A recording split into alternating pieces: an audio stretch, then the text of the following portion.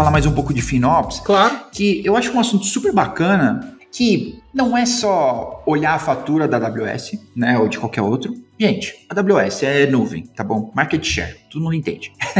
Não é só olhar a fatura da AWS, né? Computador dos outros, eu ia falar. Isso, não é só olhar isso. E principalmente, não dá para ser feito, eu acho que o que gerou o FinOps é que não dá para ser feito pelos não técnicos. Não dá para deixar lá no setor de compras, não dá para deixar pro financeiro fazer, porque ele vai olhar e vai falar, não precisa de 2 VPC, para que tem 2 aqui, desliga um. CloudWatch, o que é CloudWatch, né? Não, gente, ó, tudo duplicado aqui, vamos desligar, tá bom? Tipo, não dá, a pessoa não tem contexto, né? Então você precisa ter alguém que tenha o contexto todo para poder avaliar e também para poder avaliar o que pode ser feito diferente. Exatamente. Porque às vezes o técnico vai poder olhar e falar, não, aqui não precisa de 2 VPCs. Vou continuar no mesmo exemplo, né? Ele vai olhar, dá para fazer com uma só aqui, pessoal. Sim. Né? Que tenha, de repente, um conhecimento, mesmo que básico, né, de segurança, que pelo menos possa fazer a ponte, né?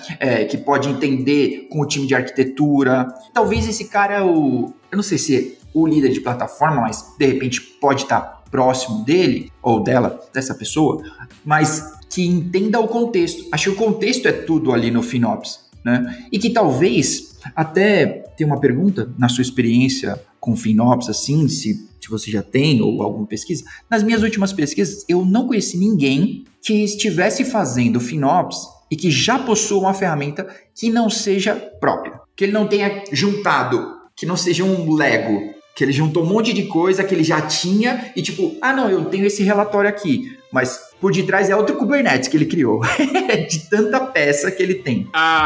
Respondendo, tá? É isso mesmo, não tem...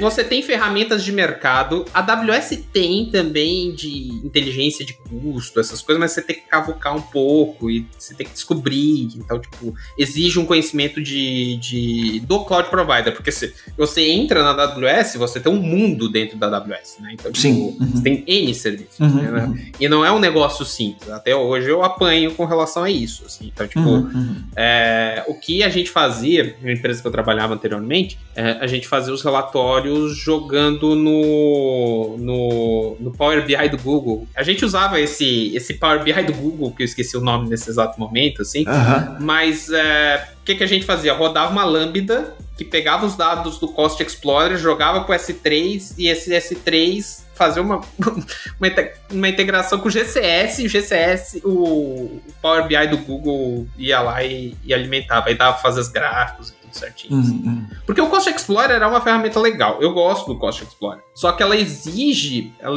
um conhecimento que, tipo, às vezes não... É o Data Studio do Google. Data Studio, olha aí. Ela exige... O Data Studio é uma ferramenta muito boa, que dá pra se conectar com banco, dá pra se conectar com bucket, dá pra se conectar com planilha Excel, dá pra fazer um monte de coisa, assim, é uma ferramenta muito legal mesmo. Não sei se o Power BI é o equivalente, mas enfim. A gente fazia toda essa traquitana, mas você tinha uma gestão de custos, pelo menos. A gente sabia, cresceu um monte. A gente fez algumas ações, eliminação de recurso ocioso, log pra cacete, que fica lá retido e fica custando e vira aquela bola de neve. A gente conseguiu ver detalhes, mas é aquela coisa. As ferramentas que tem de mercado são caras, são poucas empresas, são poucas companhias hoje que têm condições, a menos que você seja uma big fintech, uma empresa com muito dinheiro por trás, você não contrata, você não consegue contratar. Então, tipo, e tem ferramentas ótimas de mercado brasileiras, de startups brasileiras, só que é muito caro. Então, tipo, ao mesmo tempo que você vai cortar custos, você vai gastar com eles, e aí fica meio que elas por elas quando você quer cortar custos. Aí você começa com aquelas que eu chamo de soluções artesanais, né? Você começa a fazer uma coisa em casa. Então, tipo, sim. Pra você ter noção do que você vai fazer. Então, tipo, isso é a parte toda de gestão.